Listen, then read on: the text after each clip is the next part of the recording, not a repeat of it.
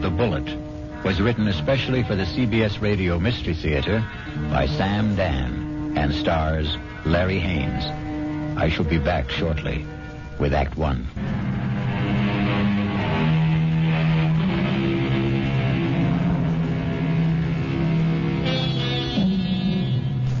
It's a quiet little bar, Paddy Noonan's, and Jerry Price stops there every evening on his way home from work.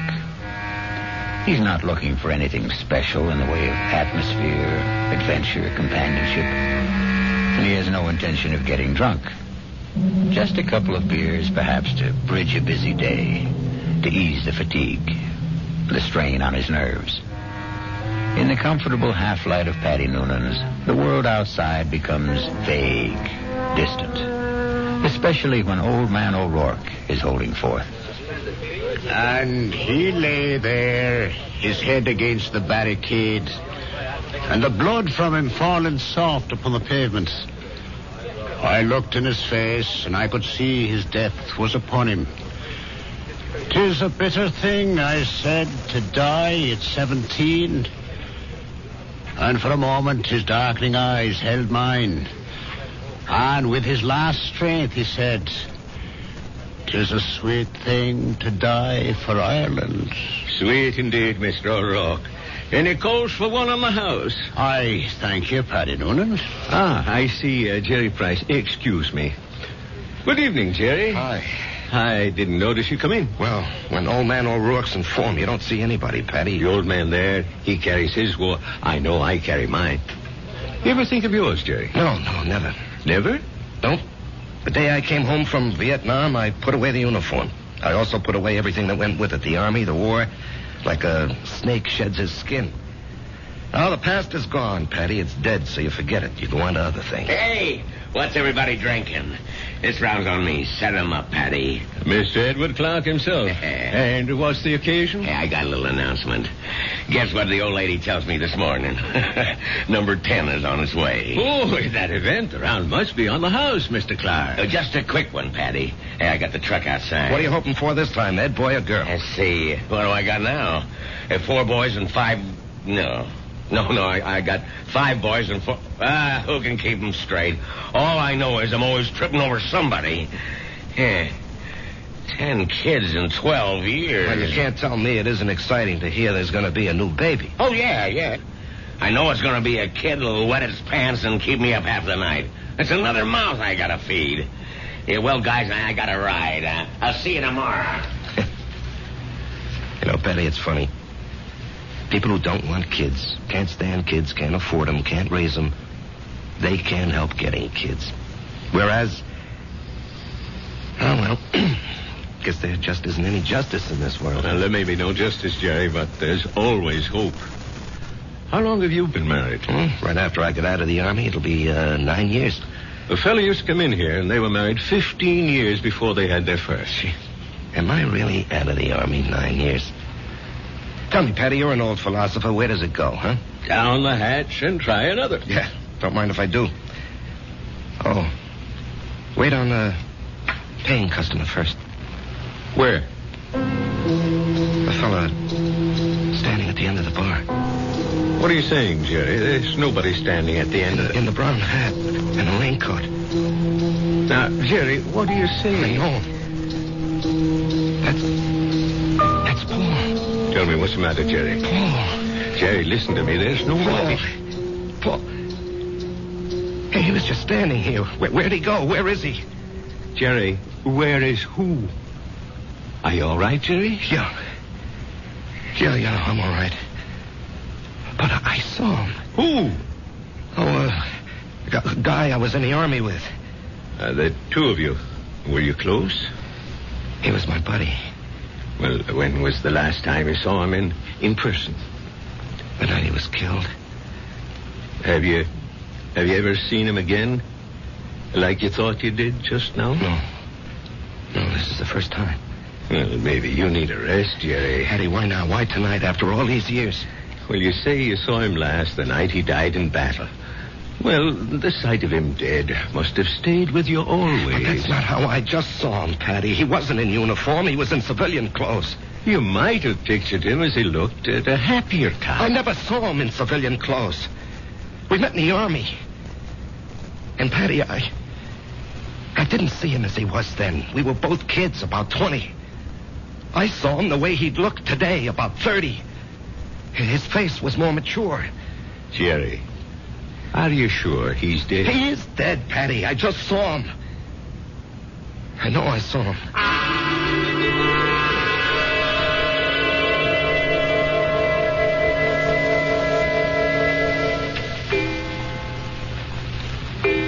Jerry, it's after midnight. Oh, I'm not finished, honey. I have to clean up these reports, Marge. Honey, a new rule has just been passed in this house. All paperwork shall be done in the daytime. Marge, I have to call on customers. Be reasonable, huh? Am I the kind of wife who makes idle criticism? No, indeed. Constructive suggestions, that's my motto. Northeast Distributors can solve all your paperwork problems by hiring a girl. Honey, I'm lucky to have the job. No, Jerry. You're not lucky. They're lucky. Well, everybody knows you're a terrific salesman.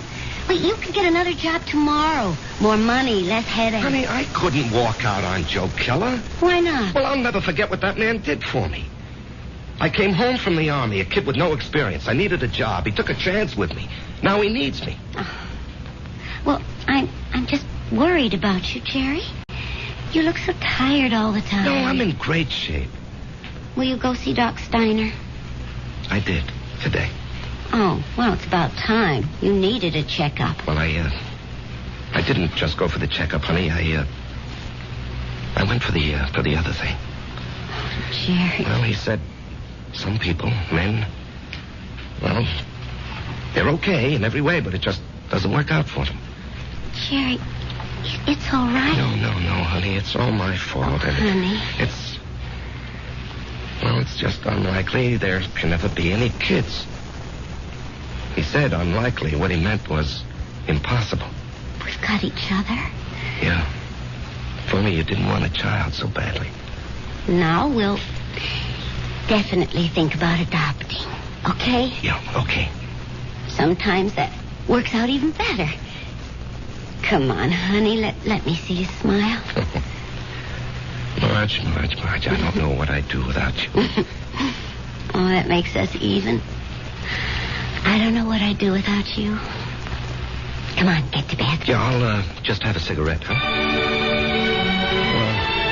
Honey, why'd you turn on the music?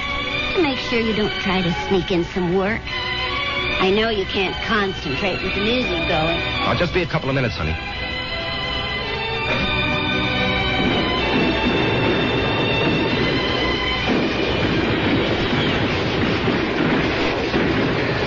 Halt! Let's hear that password. Paul, is that you? Jerry. Hey, climb down the hole, make yourself at home. Man, I'm so beat I can't even remember the password. That's all right. I don't even know what it is. Yeah, got a cigarette? What'd they want back at the CP, Jerry? Patrol. You going? Yep. But you went out yesterday. Well, maybe I better write to my congressman, huh? I don't have any more cigarettes. Here, finish this one. Paul, I don't know if I can go out again.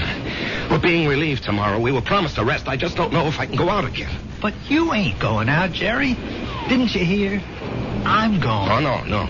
I'll say you and I made a trade. No, Paul, I can't let some other guy But do... I'm not some other guy. I'm your buddy.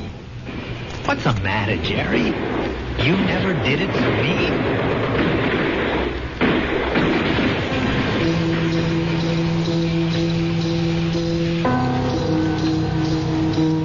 Can I have a drag on that butt, Jerry? Paul, you're alive. I'm alive, Jerry. I'm here with you. In your living room. No, you can't be here. I went out afterward. I found your body. I carried it back. Maybe it wasn't you. It was me. But you were dead. You were killed. Yes, Jerry. I was killed. Jerry, will you turn that radio off and come to bed? Marge, he's here. Who's here? Can't you see him? Jerry, I don't see anyone. Paul, why can't she see you? She will. They all will. When? Later. I have to go now, Jerry. No, Paul. Paul, tell her. Jerry. She'll think I'm crazy, Paul. Paul. He's gone, Marge. He's gone. Jerry, honey, what's going on here? Marge, he was here. He was right here. Now, you got to believe that. I'm not drunk, and I'm not crazy. I believe you. I believe you, Jerry. Now, here, just sit down. Don't do anything. Don't say anything.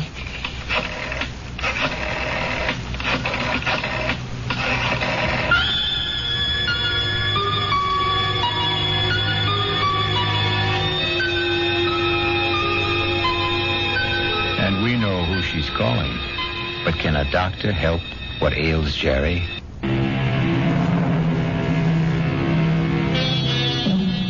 And now, Act 2 of The Bullet. Let us trace the path of the bullet. We have a worried Marge, a concerned Dr. Steiner, and a distracted Jerry. Tell me about this man, Paul, you called him Jerry. I said we were buddies, Doctor. That tells it all. Jerry, please don't be so hostile. Dr. Steiner's only trying to help. You were buddies. You came back alive and he didn't. Yo. There's an extensive medical literature on the subject. Oh, I'm sure there is. Jerry. I'm not being hostile, Marge. I know I saw him. Of course you saw him. Well, finally. But that doesn't mean he was there. You see, Jerry, the death of a wartime comrade remains an eternal reproach. All who survive are sentenced forever to feelings of guilt. No. Doctor, the wars are fought by kids in foxholes. The literature is written by doctors and authors. That's hardly fair, Jerry. I'm the authority on war, Doctor, because I was a kid in a foxhole, and I don't feel guilty about my buddy. You don't? No. Tell me why. No, you wouldn't believe it. Try me. All right. You see, there's a bullet, and it's designed especially for you. And if it's your bullet, it'll find you no matter where you are. You can't evade it, you can't avoid it. It was meant for you. It was meant to be. You and the bullet. Both of you were dust, originally. You were dust because the Bible says so. And the bullet was also just dust in the ground. Well, that bullet was mined and refined and cast into metal. It was shaped into a slug and joined with a shell. It was one of billions of bullets, but it was yours. All yours. And at the right time, there'd be a tremendous explosion of gases in a narrow chamber. And the bullet would be torn loose from the shell case and spun around the grooves of a gun barrel and hurled through space. This is the bullet you don't hear. You don't hear it, Doctor. You don't hear it whine past your ear or ping off a rock or thwack against a tree. That's because it's your very own bullet. It's coming to meet you, or you're going to meet it. It's been arranged. You see? It's an appointment that can never be broken. The dust that had become the bullet would encounter the dust that had become you. And after a while, both of you would become dust once again and return to the ground. Your original home. Jerry, I know you're overworked, you're overwrought, you're overtired. I keep telling him to slow down. Okay. I know I'm under a strain. I know I'm working too hard, but what can I do? Jerry, try to understand. Right now, you're having what is popularly known as a nervous breakdown. This alleged visitor from another world. I say he's an illusion. I say you have subconscious feelings about him which you're not aware of. And I say they burst through because of heavy pressure on your nervous system. Yeah, I knew you'd say that. Prove me wrong. How? Go away. Get out from under. Rest a while. Relax.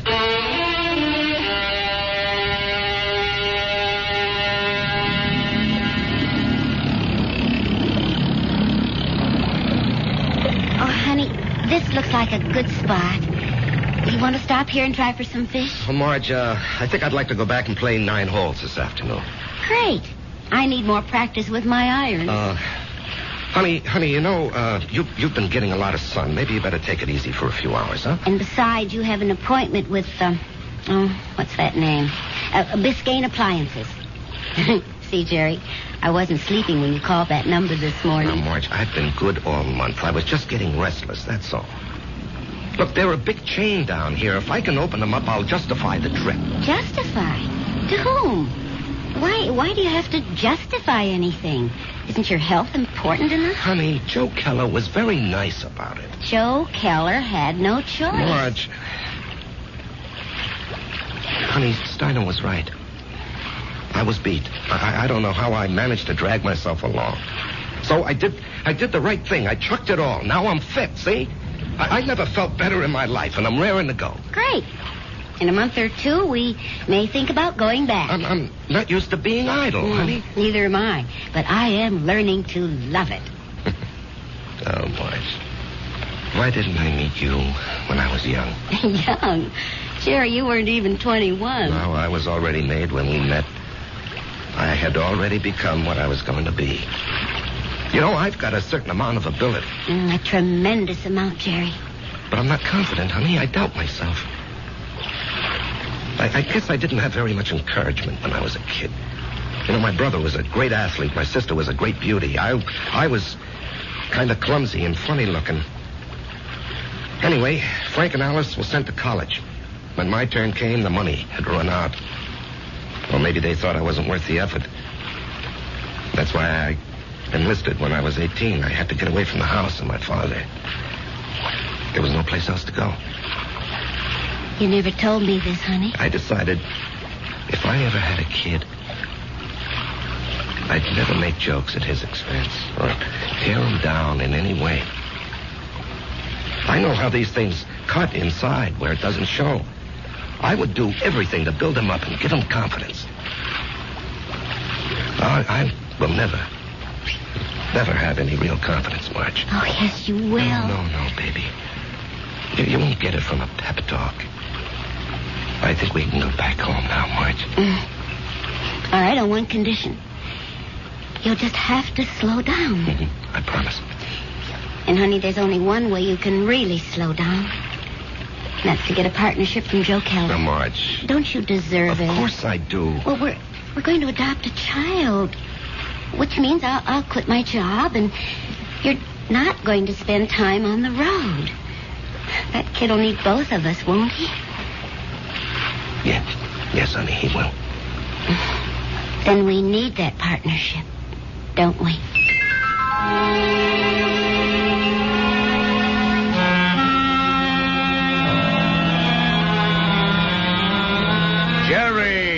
Jerry, baby. You look like $1 million. Less 2% for cash, of course. Yeah, Joe. Hold it. Ramona, no calls. I'm in a meeting. I can't be disturbed. Well, anyhow, Joe, hello. I want you to take it easy for a while, you hear? Yeah, I'm ready for action, Joe. Oh, you think you're ready. Now, listen. I know you had a lot of expenses. I want you to take this little check. It's only $500. I'm strapped for cash this week. I had to pop for a whole new computer setup. But anyway, I decided to increase your bonus to 5%. That'll amount to a pretty sweet raise, huh? Now, Joe. Don't thank me, kid. You're entitled to it. We got to make sure you don't get sick again. Joe, I have to talk with you. Well, sure, kid. What about? Well, it's personal and important. Well, let me buy you lunch.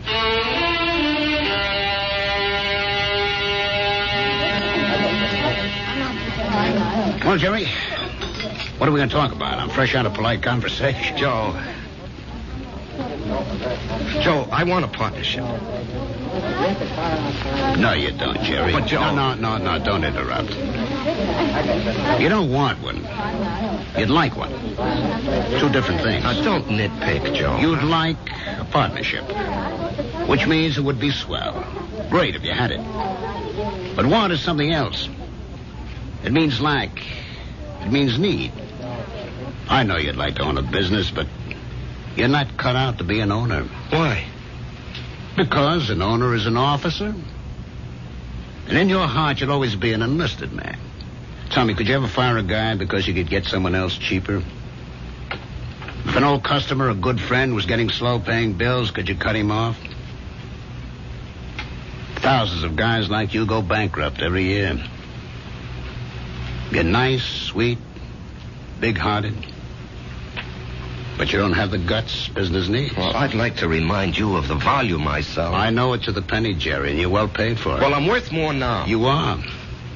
You got a sweet raise this morning. Joe, don't think I'm not grateful. You gave me my first break. But I think I can do better elsewhere. Where? Anywhere. Consolidated, Freeman and Singer. Should I go down the list? Oh, they'd love to have you, Jerry. What'll they pay? They handle the nationally advertised brands. What do you be there? Glorified order taker? They don't need your full selling ability, so they don't have to pay you full price for it. Sure, with me, you push out all the schlock. It's rough, but you get top dollar. There's 20 outfits like mine. They grab you tomorrow, but where's the improvement? They won't pay you more. At least here, you got 9 years equity in a pension plan. You and me are used to each other. Besides, I really like you. Yeah. Sometimes I feel like a father to you, Jerry. It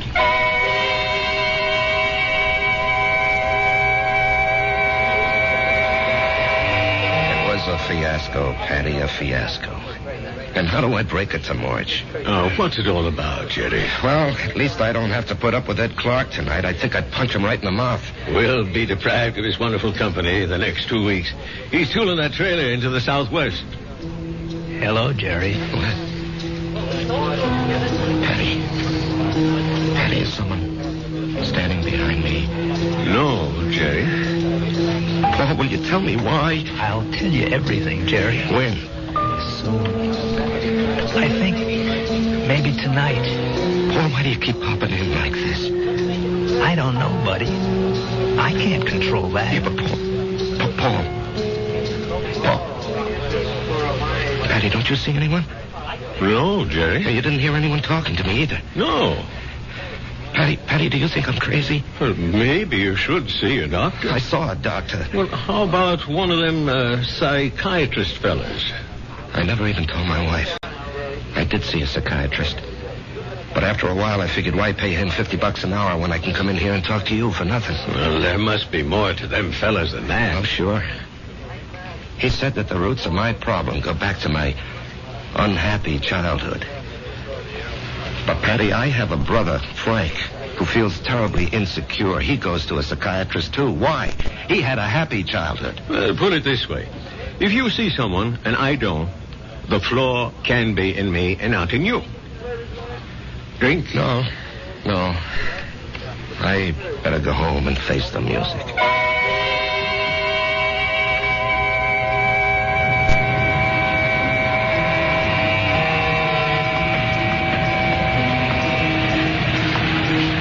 Jerry? What?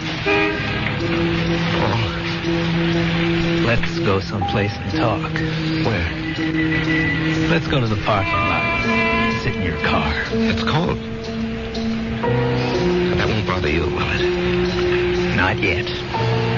Turn the heater on for yourself. When will everyone else be able to see you, Paul? In 2 weeks. Oh, that's great. No, it ain't. Why not? Because you'll be dead.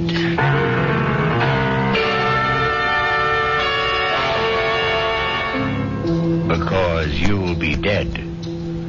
Cold words from a warm friend. The chill inside the car becomes intense.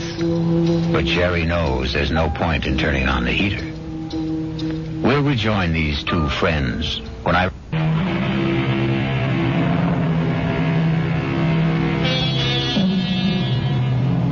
And now we return to the final act of The Bullet and a reunion of two war buddies who haven't seen each other in almost 9 years.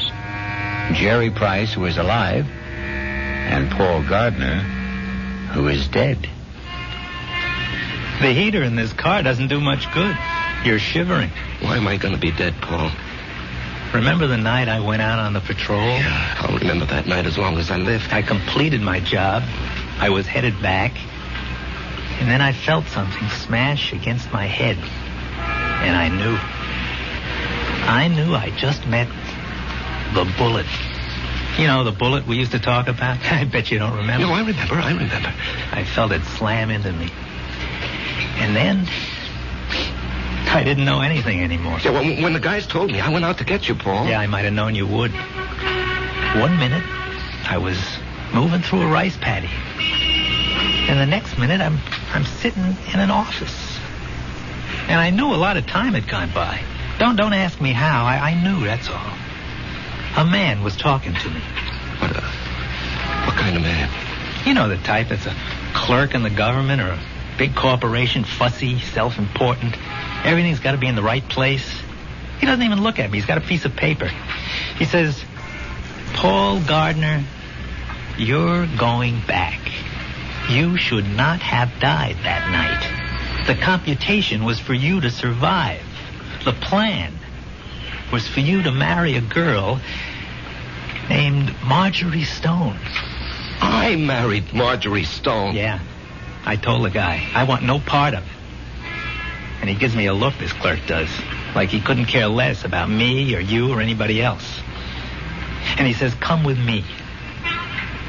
He leads me to a door. It opens. And all I can hear is a hum and a clicking. And all I can see is a computer.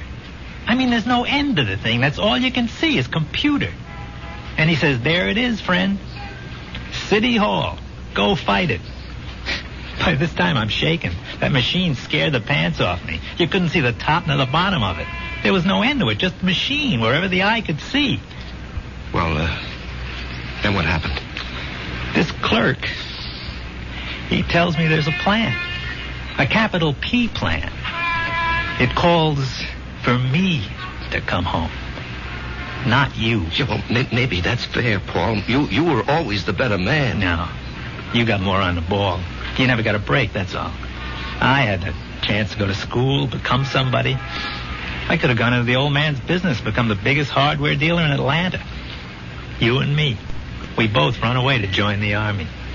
You because you had nothing. Me because I had everything. But why are you coming back? Because Marge and I are supposed to have a boy. A certain kind of a boy.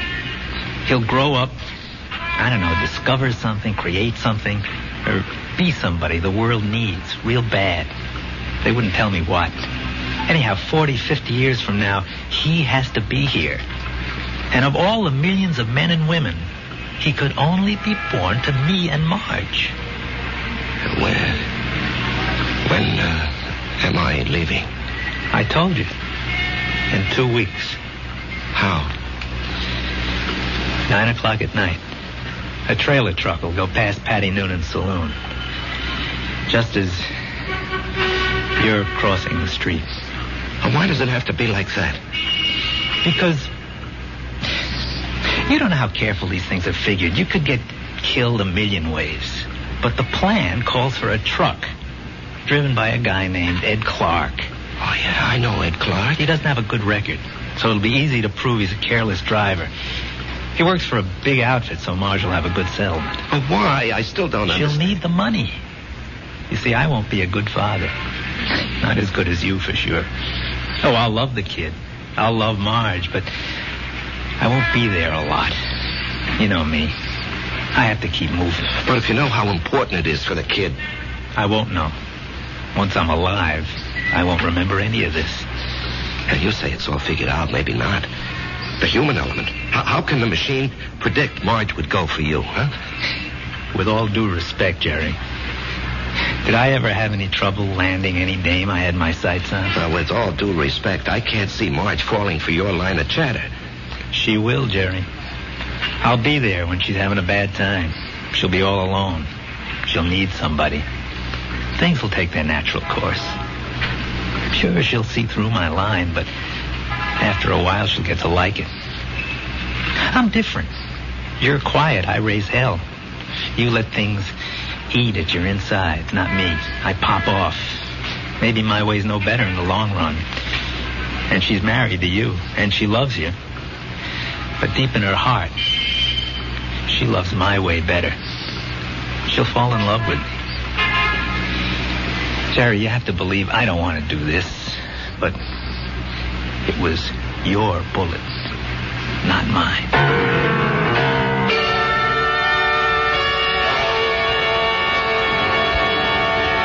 Jerry?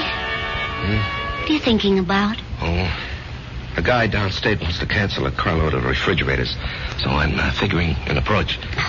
Didn't we agree we'll work at home? Yeah, well, honey, this is just thinking. Did you talk to Joe Keller about the partnership? Yeah. And? He said no. Did you give him notice? No, he gave me a raise. Oh. Okay. Marge. Why don't you mix us a drink? Honey, aren't you going to say anything? Mm-hmm. Don't put in too much ice. Marge, please, you don't understand. I understand. I married a certain kind of man. And you're stuck with him? No. I'll stick by him. Because I love him.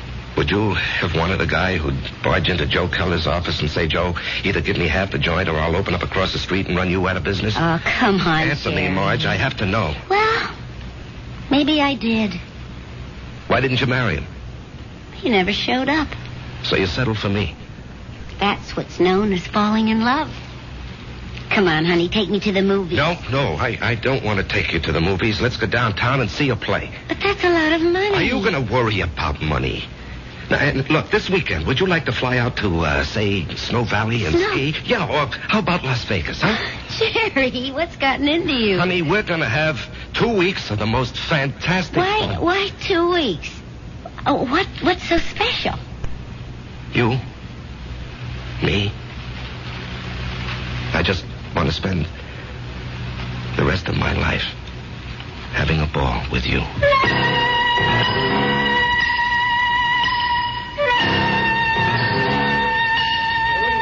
Well, hello, stranger. Hi, Patty. Haven't seen you. Why, it must be weeks. Where have you been? Giving Marge a good time. Well, I must say, it's done wonders for you. You look so calm. Do I? Do you ever see the little guy who wasn't there? No. Well, that's good. Let's drink to it. Jerry, if I'm not being forward, what did he want from you? You wouldn't believe it, Patty. Do you believe it? Well, I just dropped in to say hello, Patty, and goodbye. Jerry, Yeah? something's the matter with you. Well, I understand Ed Clark is due back here tonight. I don't want to run into him. I just don't want to talk to him. Well, if that's how you feel, I'll buy him from the joint. Now, Jerry, something's wrong with you. No, nothing, Patty. Now, look, I'm an old soldier, Jerry. I can tell. No, it's really nothing. Really, is it? No, Jerry, you got a look on your face. What kind of look? I've seen it before in the war. I've seen it on men who go out on the impossible mission. The look of men who know they're not coming back. The resigned look. What are you resigned to, Jerry? You have a vivid imagination. I have an imagination. Jerry, whatever it is, don't be resigned to it. Fight it. You can't fight City. I knew it. You're in a fight, Jerry. Well, you can fight anybody.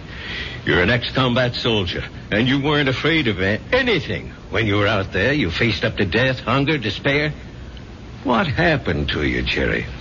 Where did you lose it? Face up to it now. Whoever he is, spit in his eye. Patty, I can't do anything. Jerry, I'm going to throw you out of here for your own good.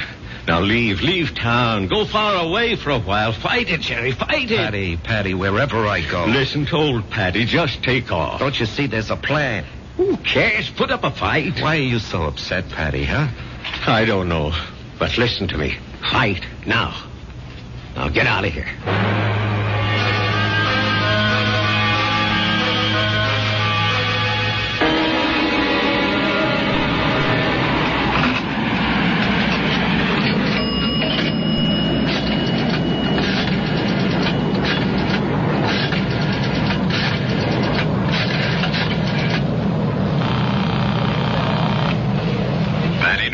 Patty, it's Jerry. I decided to fight it. Good boy, Jerry. You know, Patty, there's something about your place. I don't know how to say it, but I feel stronger, better, away from it. Well, I don't mind. So I'm going to fight. What have I got to lose, huh? Why should I do what he tells me? Why should I believe him? I don't know what it is, but I agree. I'll see you around, Patty. Universal Airlines, flight number 3 for Los Angeles and Mexico City, now boarding at gate 17. Who you calling, Jerry? Marge, I have to tell him. Jerry, don't do it this way. There'll be 100 other people on that plane. Do it the way it has to be done. Paul, I have to fight you. Why? Because it isn't fair.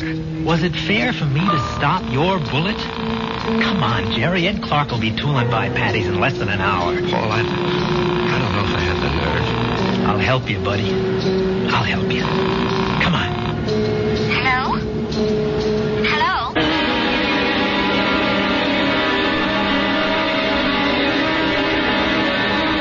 What is it, Mr. Noonan? I called you, and I hope it wasn't out of turn, Mrs. Price. It's about Jerry. What about Jerry? He's sitting back there in a booth. Now, wait. Don't go to him yet. He's in trouble. Well, it can't be. We've had such a glorious 2 weeks. He's in trouble. Well, what kind of trouble? I don't know. We have to help him somehow. Is it that Buddy? I think so. Well, the time has come to lay that nonsense to rest once and for all. And I'm going to... That won't work. Agree with him. Show him anything he wants is okay with you. Don't fight him.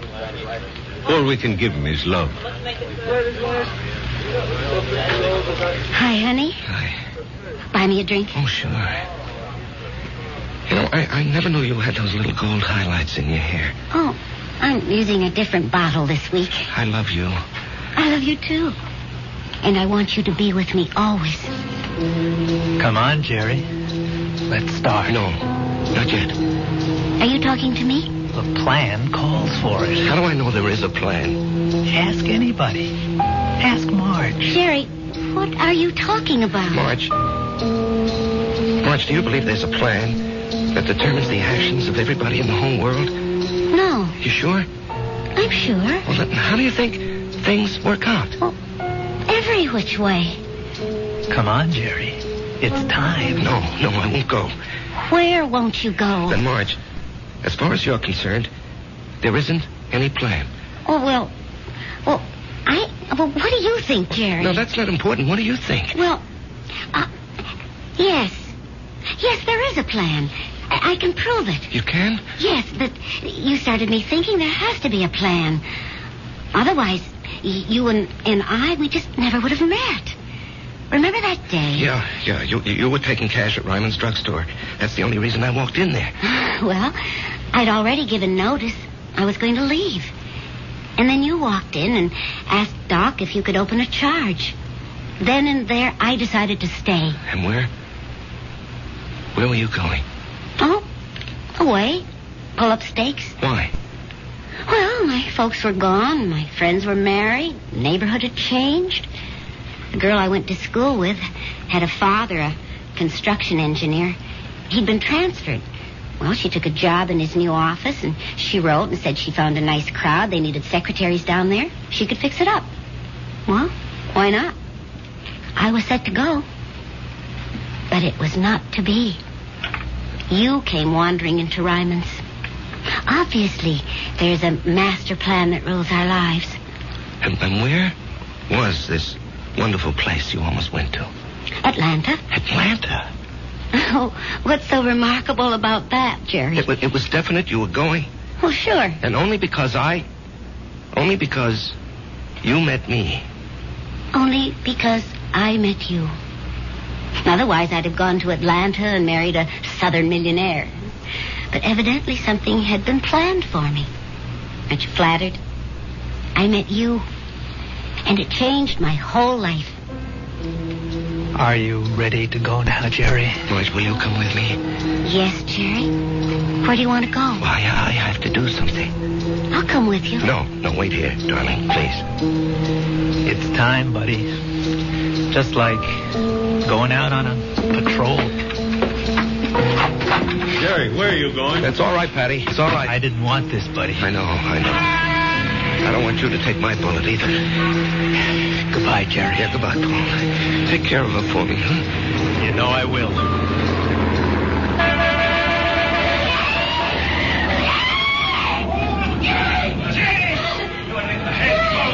Call the police. Get an ambulance. Oh, Jerry. Barry. He's dead. Here, you're cold. Let me throw this coat over you. She's gonna faint. It's all right. I've got her. We'll bring her into that bar where it's warm. Give her a little stimulant. It's all right. Everything will be all right. Everything will be... It'll be all right.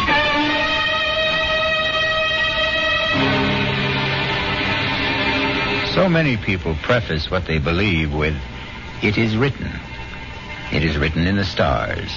It is written on the wind. And for so many like Jerry, it is written on the bullet. I'll be back shortly.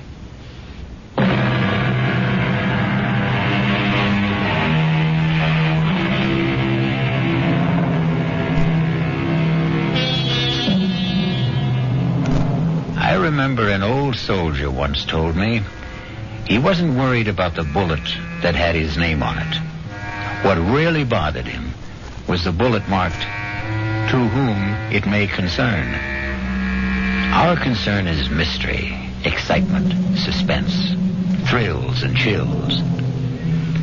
Our cast included Larry Haynes, E.V. Juster, Martin Newman, Ralph Bell, Leon Janney, and Danny Acco. The entire production was under the direction of Hyman Brown.